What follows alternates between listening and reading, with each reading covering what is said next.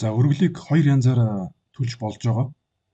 Эхнийх нь болохоор классик арга болох хамгийн хуучны арга болох өргөлийн мөнгөө бэлэн мөнгөө дугтуулад өргөлийн маягтыг бишоп юм уу бичиг хэргийн өрөөнөөс аваад өргөлийн маягт бэлэн мөнгө хоёроо дугтуулад бишопын зөвлөлд бишоп юм уу нэг урдуур зөвлөхт өгөөд салбарын хувьд бол зөвхөн салбарын эрхлэгчд өгөөд өргөлөө төлж болно. Хоёр дахь аргыг одоо би дэлгэрэнгүй тайлбарлах гэж байна. Энэ арга нь болохоор утаснасаа эсвэл таблетнасаа сумын вебсайт аль биесны вебсайт руу ороод өргөлөө төлөх боломжтой байгаа. Сумын аль биесны сайт руу ороод төлж явах үед нэг бол дурын банкныхаа картаар шууд төлөх, эсвэл HiPay гэдэг аппликейшн суулгаж агаад төлөх хоёр дотроос хоёр салж яах гэсэн үг. Хоёр янзаар. Тэгэхээр HiPay суулгасны давуу тал нь болохоор өргөлөө төлөх болгонд картын мэдээлэл, картын 16 оронтой, карт эзэмшигчийн нэр, картын дуусах хугацаа ч гэдэг юм уу. Тэр картын мэдээллийг дахин оруулаад авах шаардлагагүй. HiPay дээр хадгалчаад тэр хадгалсан мэдээлэлээ шууд дуудаад өргөлөө төлчих болно. Тэгэхээр би энэ HiPay-г ашиглаж байгаа хувилбарыг нь одоо харуулах гэж байна. За HiPay-г энэ заавар дээр болохоор iPhone дээр харуулсан байгаа. Гэхдээ Android утсан дээр бас ялгаагүй. Play Store руу ороод iPhone-ийн хувьд болохоор App Store руу ороод энэ HiPay гэдэг аппликейшнийг суулгана гэсэн үг. За одоо би App Store руу ороод баруун доотлын хайх товчон дээр дарлаа. Хайх талбар дээр нь HiPay гэж өчөөд get буюу авах гэд суулгачлаа. Open гэд нээгээд. За энэ дээр би пауз авчи. Энэ дээр одоо өөрийнхөө утасны дугаарыг бичээд HiPay дээр бүртгүүлнэ гэсэн үг.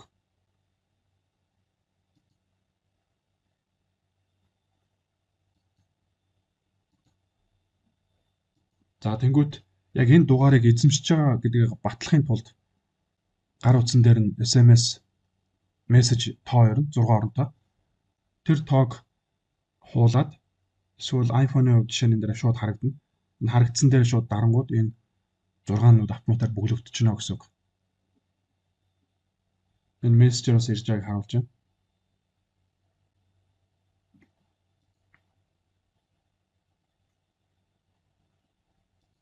За дөнгөж анх удаа бүртгүүлж байгаа хүмүүсийн хувьд болохоор гүйлгээний пин кодыг шинээр үүсгэж оруулна гэд байгаа. За энийг болохоор өргөл төлөх болгонд ашиглах 4 оронтой код учраас мартахгүй 4 оронтой сонгоорой.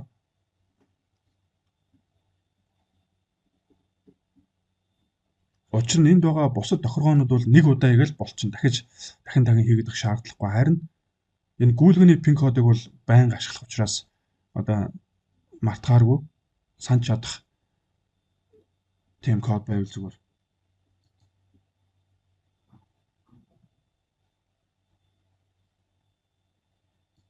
За тэгээд утсаа ингээд би энэ дугаарыг эзэмшдэгэ гэдгийг саяны мессежээр ирсэн тоог оруулснараа өөрийгөө баталчлаа гэсэн үг. Энэ дугаарыг эзэмшиж мөө гэдгээ буюу эсвэл энэ дугаарыг би одоо гартаа хатгаж байна гэдгийг баталчихж байна гэсэн үг.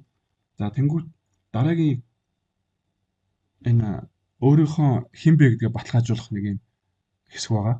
Энэ нэг бол энэ иргэний өмнөхнийхээ уртлын зураг, хойд талын зураг, өөрийнх нь селфи зургийг оруулаад баталгаажуулж болно.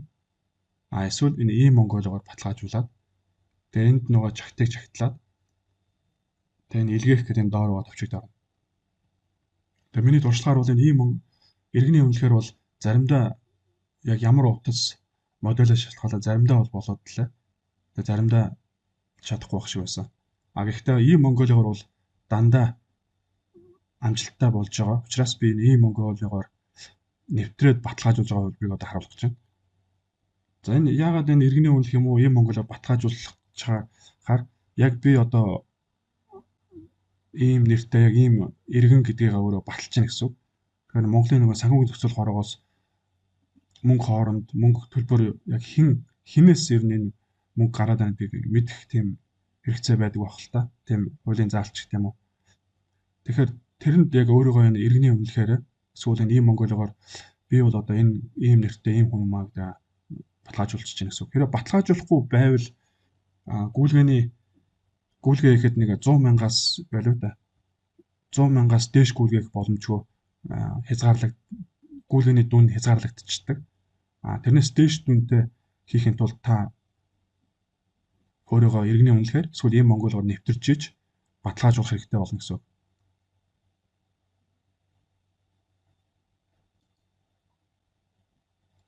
За одоо ийм Монголиа дээр дарлаа.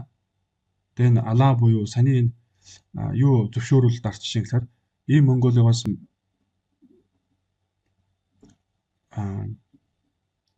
бол энэ хайпэгээс байсан баг сая би нэг эргүүлээд хараад байна.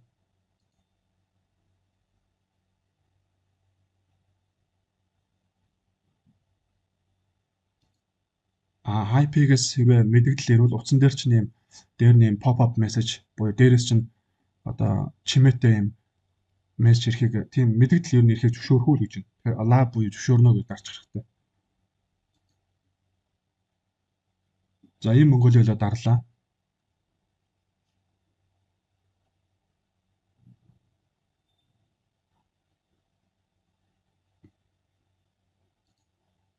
За тэнгуут энэ эргэсцийн дугаараа оруулаад нэвтрэх нууцыг оруулна ийм Монголио дээр. Тэгэхээр ийм Монголиолоо урд нь ямар нууцугаар нэвтэрч байгаагаа хэрвээ мэдэхгүй мэдчихвэл одоо ингээд орчихно гэсэн өөрөө баталгааж. Мэдэхгүй байвал энд нууцугаа мартсан хүн яах вэ? Утасны дугаараа солилцсон бол яах вэ? Ийм Монголио дээр нэг утасны дугаар бүртгүүлчихэд тэр дугаараа одоо ашиглахаа болцсон бол хэрхэн энэ утасны дугаараа солих вэ?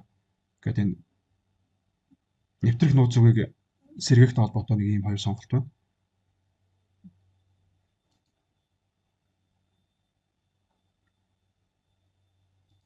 За бас нэг юм байгаа. Яг нэвтрэх нэр нууцугаа хийсний дараа энийг ингээд энэ доол мөрийг унших юм бол энэ 130092 гэдэг дугаар руу энэ тоог мессежээр илгээнэ үү гэж байна. Тэгээ энийг 180 секундын дотор буюу 180 чи 3 минутын дотор гэсэн үг. Энэ 130092 руу энэ 139200 бол ийм Монголигийн дугаар байгаа. Энэ бол хязгаарч өөрчлөгдөхгүй. Харин таны утсан дээр энэ илгээх утга нь бол янз янз байна. 3 минутын хугацаатай 3 минутын настай тэр 3 минутын дотор амжиж оруулахгүй бол энэ тоо хүчингү ашиглагдах ямар одоо хэрэггүй болно гэсэн үг. Тэгэхээр энэ тоо бол таны утсан дээр өөр харагдах байх. За ямар ч байсан энэ 130092 руу энэ хавьд харагдах тэр тоог мессежээр илгээж тэгээд таны бүртгэлтэй утасны дугаар энд харагдах болно. Та яг энэ ийм эхлэлттэй, ийм төгсгөлтэй утасны дугаараас энэ дугаар руу энэ утгыг илгээе гэсэн үг. Тэгэхээр энэ дугаар яагаад энд байна гэхээр та урд нь энэ ийм Монголио дээр энэ дугаараа бүртгүүлсэн учраас энэ ийм Монголио зөвхөн энэ дугаараар л энэ баталгаажуулалтын кодыг авнаа гэж байна гэсэн үг. Эсвэл сайн нөгөө хайпэй дээр та анх бүртгүүлэхдээ ямар утасны дугаар оруулсан? Биш юм байна. Энэ бол зөвхөн ийм Монголио дээр бүртгүүлсэн байх хэрэгтэй. Хайпэй дээр хамаагүй.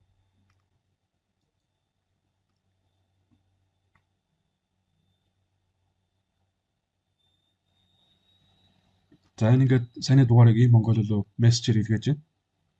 Илгээчид энэ зүүн дээр энэ хайпэй гэдээ байгаа. Энэ дээр дараад буцаад хайпэй дээр үсрээд очих хэрэгтэй. За энэ пауз аваад нэг юм тайлбарлажээ. Хэрвээ энэ эргэцийн дугаараа энд оруулаад нэвтрэх нууцыг оруулахгүйгээр бас нэг ийм Монголио руу нэвтрэх нэг арга нь болохоор банкныхаа эрхээр нэвтрэх боломжтой. Тэгэхээр таны утсан дээр жишээ нь та таблетэн дээр ч юм уу хаан банк руу ордог, худалдаа хөгжил голомтч гэдэг юм уу, хас банкч гэдэг юм уу тэр банк руу аль хэдийнэ ороод суртсан тийм банкны нэвтрэх эрхтэй бол энэ дээр шууд дараад тэр банкныхаа нэвтрэлтээрээс олчих болно.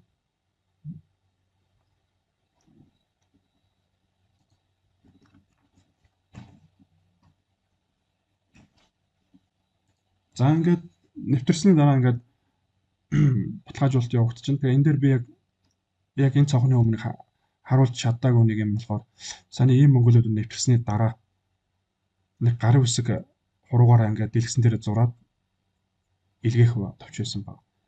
За тэнгууд энэ бүртгүүлсний дараа таны нэрний эхний үсэг энэ дээр утасны дугаарын эхний тоо байсан бол одоо тэр нь ийм монголоор юм уу иргэний үнэхээр баталгаажсны дараа таны утасны дугаарын оронд энэ таны нэрний эхний үсэг жишээ нь энэ тохиолдолд Д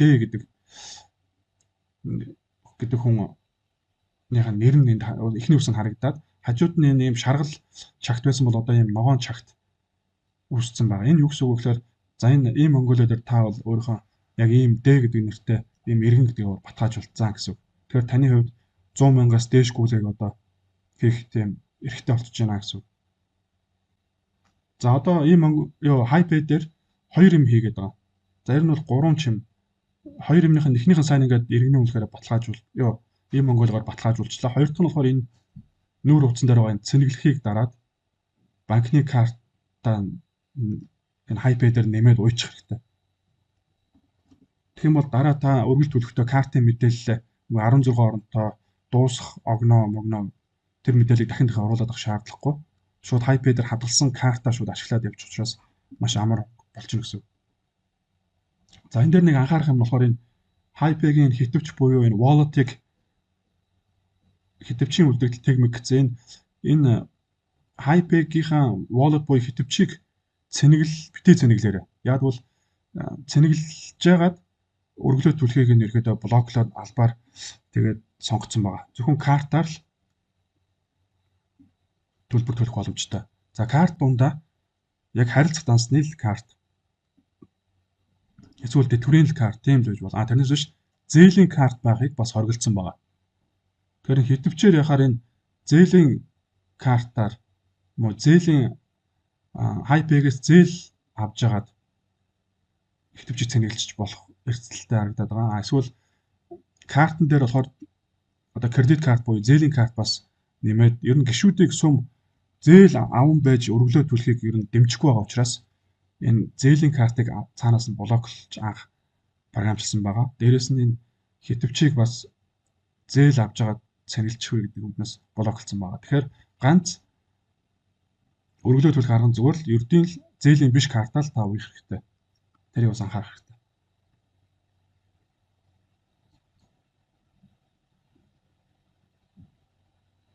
За энэ цэнэглэхтэр дарсны дараа нөгөө картын мэдээлэл. За энэ нэгээд дансны дугаар биш, картн дээрх бичигдэж, зурагдж бичигдсэн тэр картын 16 оронтойг. Картн дээр яг нэрчин яаж бичсэн байна тэр нэрийг бичнэ. Картын дуус хугацааг энэ ихний 2 оронтой нь сар, сүүлийн 2 энэ цэг нь болохоор он нь байгаа. Тэгээд CVV код нь болохоор таны картны ард нэг 3 оронтой тоо байгаа. Тэрийг та оруулна. За энэ дээр нэг анхаарах юм нь карт эзэмшигчийн нэрийг бичихтэй. Цэг байвал цэгийг битээ бичээрэй. Бусдыг нь бол яг дууруулаад бичээрэй гэсэн. За ингээд энэ мэдээллүүдээ оруулаад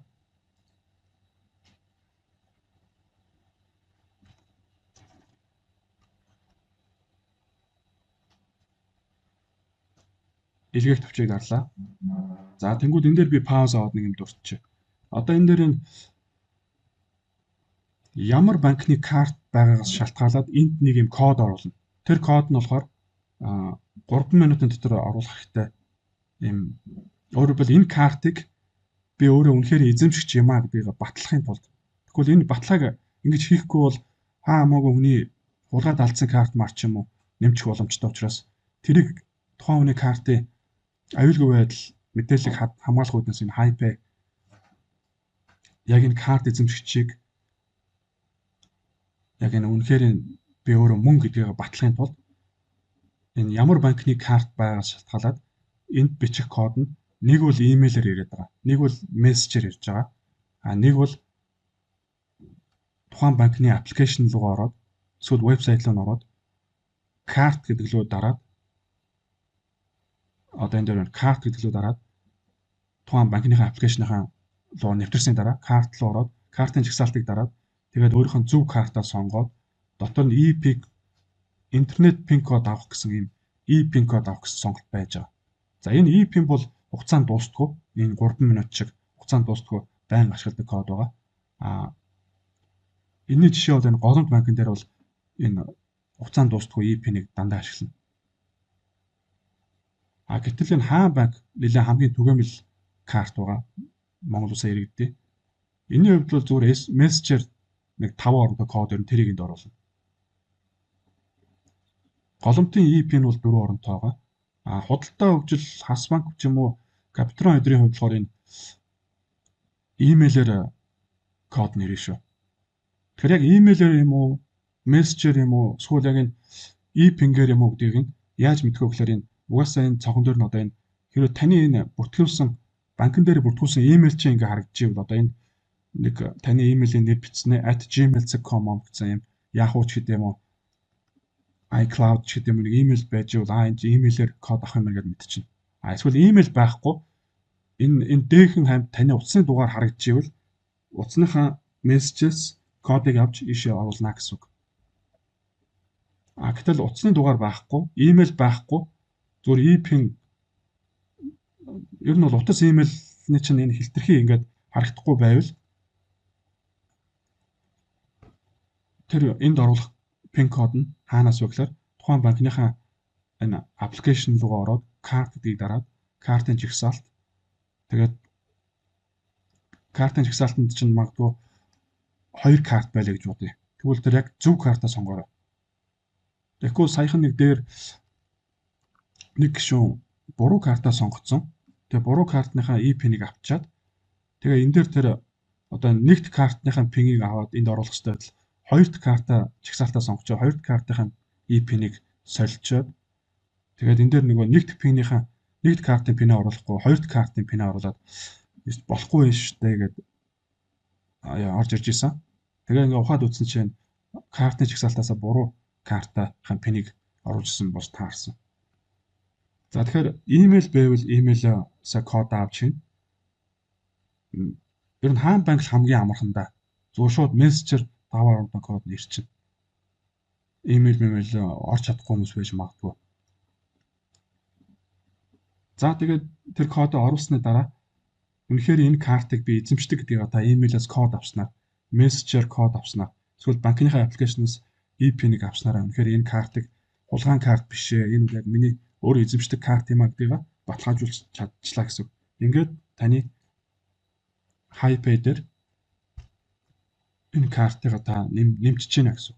За энэ ингээд имэйл ирж байгаа ингээд хараа ингээд код ирнэ 4 оронтой код. За карт нэмэгдэхээр саний амжилттай бичих гад. За ингээд HiPay талаас бол амжилттай болчлоо. Одоо HiPay талаас энэ саний бүх тохиолгоо дахиж хийх шаардлагагүй. Ганцхан нөгөө гүйлгээний пин код бол дахин ашиглана. Бусад энэ тохиолгоо морхог бол дахин одоо санах шаардлагагүй. Яг карт чинь дуусуултаа шинэ картаа нэмэхийн тулд энэ дээр дахиж саниглаж дээр дараад нэмж болно. Картын хугацаа дууссаны дараа шинэ картаа. За ингээд HiPay талаас өргөлөө төлөхөд бэлэн болцсон. Одоо та сумын вебсайтн дээр, албан ёсны вебсайтн дээр нөгөө нэвтрэх нэр нууцугаа мэдсэн байх хэрэгтэй. За сумын вебсайт л болохоор энэ donations LDS.org гэдэг богино нэр байгаа.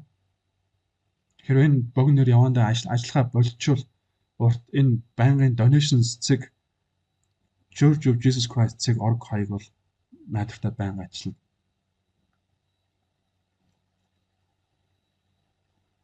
За тэгээд тэн дээр энэ нэвтрэх username буюу нэвтрэх нэрээ бичээд next буюу дараагийн алхам гэдэг дараа.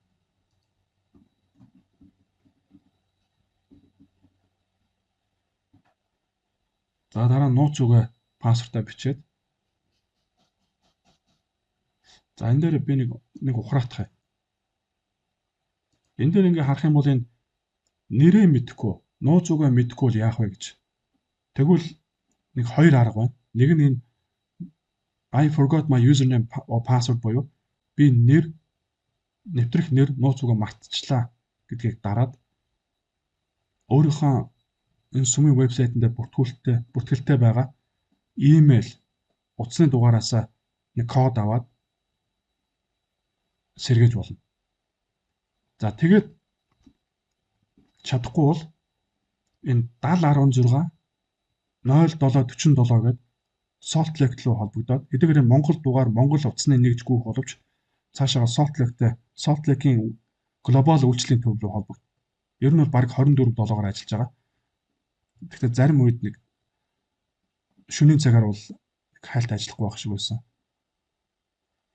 Тэгэхээр үүрээр уцтуул ер нь найдвартай утсаа авч ийлээ. Тэгэхээр 7016 0747 Монголын цахилгаан холбооны дугаар байгаа. Гэхдээ энэ цаашаага Salt Lake-ийн Америкийн нэг буюу Америкийн утасны Америк орны код нэмэх 1 энэ 7016 0747 яг ямар дугаар руу дамжуулж ийн гэхээр нэмэх 1 буюу Америкийн утасны орны дугаар хойно нь 801 мужийн дугаар 240 4357 гэдэг энэ Америк дугаар руу redirect буюу дамжуулчихж байгаа. Гэхдээ 7016 0747 бол Монгол нэгж гүйх учраас олон улсын өндөр утасны нэгж мэж бол гүйхгүй асуудалгүй. За гэхдээ тэн дээр нэг юм гинэг анхаарах юм болохоор та англиар ярьж одоо нэр нууцугаа сэргэнэ гэсэн үг. Тэгэхээр англи хэлтэй байх хэрэгтэй. Эсвэл та номлогч юм уу ер нь англи хэлтэй хүнтэй хамт сууж агаад саяны 7016 0747 залгаад энэ сүмийн вебсайт руу нэвтрэх нэр нууцугаа сэргээх хийн шүү.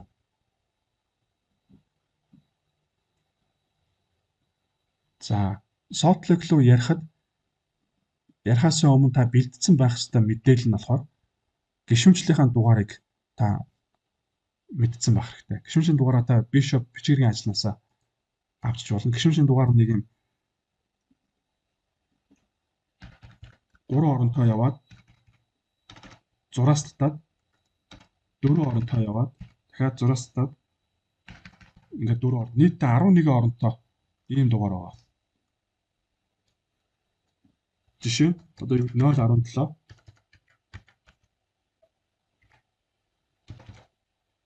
ийм ч юм уу.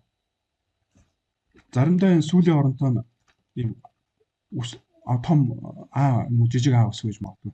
Гэхдээ яг ямар дугаар байх нь бол бичгийн ажилтай юм уу Bishop-оос асууж хэрэгтэй. Тэгэхээр Salt Lake дээр ярьж байгаа үед таны гишүүнчийн дугаарыг асууж магадгүй. Өөрөлдвөл таныг яг хэн бэ гэдгийг тэд нар мэдчихэж нөө туслах учраас таны дугаар хэрэгтэй болно. За тэгээд энэ дугаараа хэлээд тэр хүн таныг системээс хайгаад олчлоо. Тэнгүүд танаас нэг 2 асуулт асуугаад таныг үнэхээр одоо доржоо ч гэдэг юм уу, дулмаач гэдэг юм уу тэр яг таныг мөн байна уу гэдгийг мэдхийн тулд 2 хамгаалтын асуулт асууна.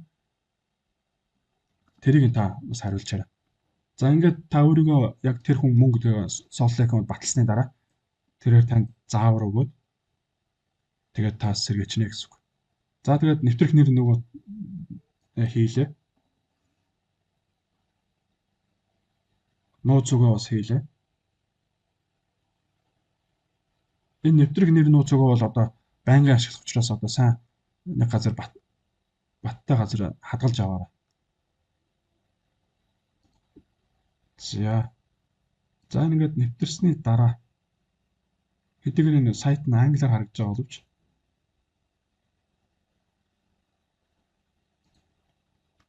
энэ баруун дээр энэ сайн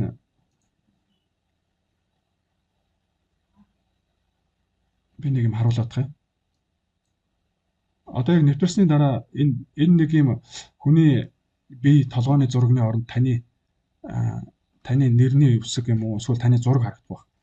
Тэгэхээр энэ вебсайт нь ингээд гоё нэвтрэх болгонд ингээд монголоор ингэж харагдуулж яахын тулд тэгвэл ихэвчлэн англиар шууд нэвтрэх байх. Юу англиар уулз нь харагдах байх. Тэгэхээр байнгын монголоор ерөөхдөө болгомоор байвал энэ хүний биен дээр боёо таны зураг юм уу нэрний ихний үсгүүд харагдах байх. Тэр дараад account settings гэж байгаа. Бүртгэлийн тохиргоо гэдэг. Тэр лүү дарсны дараа таны профайл буюу хувийн хэрэг дээр тэр English гэдгийг та монгол болгочаарай. Тэгээ хадгалчаарай. English гэдэг нь хоёр газар English байгаа. Тэрийг нь хоёулыг нь монгол болгочих хэрэгтэй. За тэгхийн бол энэ сүүлийн вебсайт руу нэвтрэх болгоно.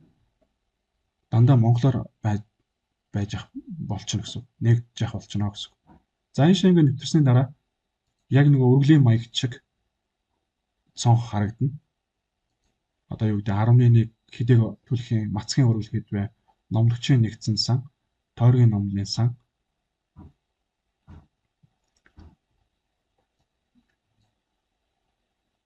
За энэ дээр ингээд дүнгээ оруулаад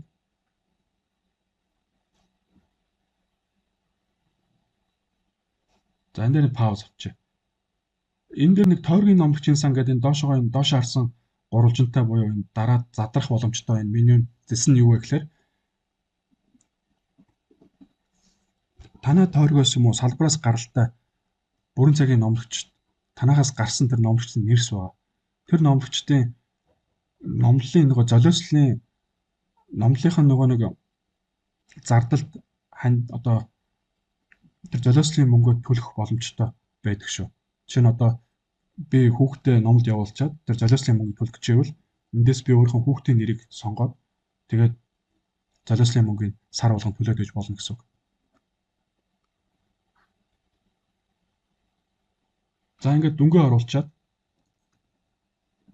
доошоогоо яваад энд нэг юм цэнгэр товч чиг та 3-аас 4 удаа дарна. Ягаад 3 заримдаа 4 байгаа гэхээр анхны удаа төлөхөд бол 4 удаа байгаа. Түүнээс хойш бол та 3 удаа дарах юм. Тэгэхээр доошоо өнхрүүлээд энэ цэнгэр товчонд дарлаа. Эхнийх нь. Хоёр дахь нь мэдээж энэ дээдлийн үгнийг уншиж хэрэгтэй. Юун дээр дараад байгаа. За хоёр дахь нь үргэлжлүүлэх гэдэг дарлаа. Гурав дахь нь. За энэ нөгөө нэг хоёр салж байгаа хувилбар байна. Нэг бол та картын гэдгийг одоо энэ сонгоцсон учраас энэ улаачиж. Картын мэдээлэл ингэж оруулаад онлайнаар өргөлөө төлөх болгондоо картын мэдээлэл дахин оруулаад тэгээд банкнаас нөгөө имэйлээр ч юм уу SMS-ээр ч юм уу код авч аван байж ингэж төлөх үү? Эсвэл нэгэнт хайпэдээр хадгалсан карта шууд ашиглах уу? Гэт эндээс сонгох хэрэгтэй гэсэн. За би нөгөө хайпэгээ бэлдсэн учраас одоо би энэ хайпэг дараад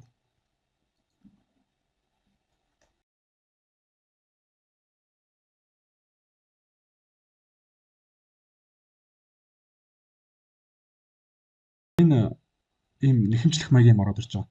Төлбөр төлөх эсвэр сожмыг гэгэнэд өсөмд 1000 төгрөгийг та төлөх үү? Төлөхдөө ямар хэлбэрээр төлөх вэ? Карт гэдэг нь сонгох юм. Буюу хадгалсан нөгөө түрүүний хадгалсан картаа ашиглах шүү гэж. Энэ хэтвчийг бол битээ ашиглаарай гэсэн шүү дээ. Данс масаа цэнэглэхгүй. За энэ нөгөө анх бүртгүүлж яхад гүйлгээний нөгөө пин кодоо та байнга ашиглах шүү. Битээ мартаарай гэдэг код одоо энд оруулах юм гэсэн. Гүйлгээ хийх болгондоо. Тэрийг мартцсан бол хайпегийнхаа тохиргоо руу ороод гүйлгээний нууц үг дээр дараад шинжилж болно.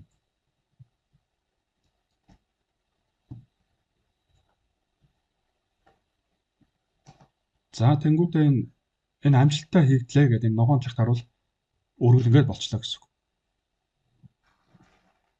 За сумын сайтн дээр за энийг бол харах хэрэгтэй баярлалаа. За энэ хандмынхаа түүхийг буюу хуулгыг хармаар байвал энэ хандив гэдгийн харалтай энэ 3 хэвтэй зураасан дээр та дараад дотор нь энэ хандивын түүх гэд байж байгаа. Энэ дээр дараа та хуулгаа харчих болно. Сүүлийн 10 жилийн харах боломжтой шүү. Гэхдээ энийг дарахаар тухайн оны 1 сарын 1-ээс нь харагдана. Тэгээд тэндээс та огныг нь өөрчлөөд өмнөх жилүүдээ бас харж болно гэсэн. За энд ингээд төлөгдсөн өргөл маань нэг 7 хоногийн давтамжтай яг эцэслэгдэж бүртгэгддэг байгаа.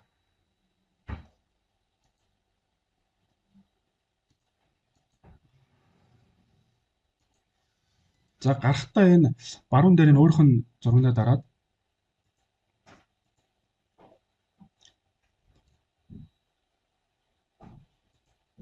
за энэ хандивын түүх нь За энэ дэр гүйцэтгсэн гэдэг нь болохоор эцэлэгдээд болчлоо гэсэн үг одоо.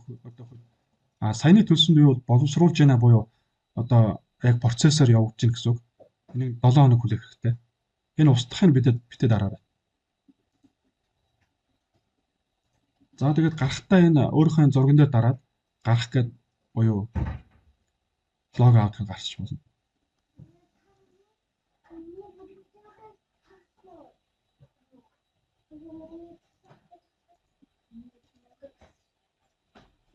За эцэст нь нөгөө HiPeg-ийн нэвтрэх нэр ер нь гүйлгээний нууцуг мартсан бол HiPeg-ийн зэс гэдэг нь нөгөө HiPeg-ийн зүүн дээр таны нөгөө нэрний ихний үсэг нэг ногоон чагттай байсан тэр тэн дээр дарах юм. Тэгээд тэн дээр дарсны дараа та энэ тохиргоо гэдэг сонголт байгаа.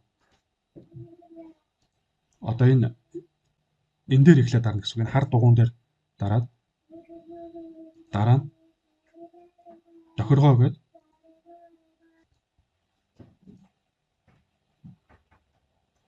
За тэнгууд энэ тохиргоо руу ингээд дарсны дараа энэ доор хамгийн доор нь гүйлгээний нууцугаа солих юм уу? Нэвтрэх нууцугаа солих юм уу гэж байна. Тэгэхээр гүйлгээний нууцугаа солихын тулд та нэвтрэх нууцугаа мэддэг байх хэрэгтэй. Тэгэхээр нэвтрэх нууцугаа мэдэхгүй бол эхлээд нэвтрэх нууцугаа сольчих. Тэгээд дараа нь гүйлгээний нууцугаа солиорой гэж. Тэгээд гүйлгээний нөгөө 4 оронтой пин код нууцугаа бол байнга ашиглах нь шүү дээ, тийм.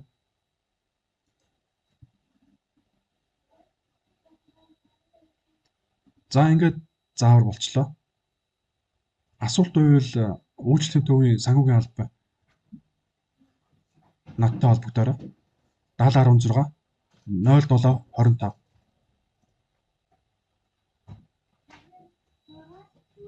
Нэг дахь, хоёр дахь, дөрөвдүгээр өдөр өглөө 8-аас 5-ын хооронд та залгаарай.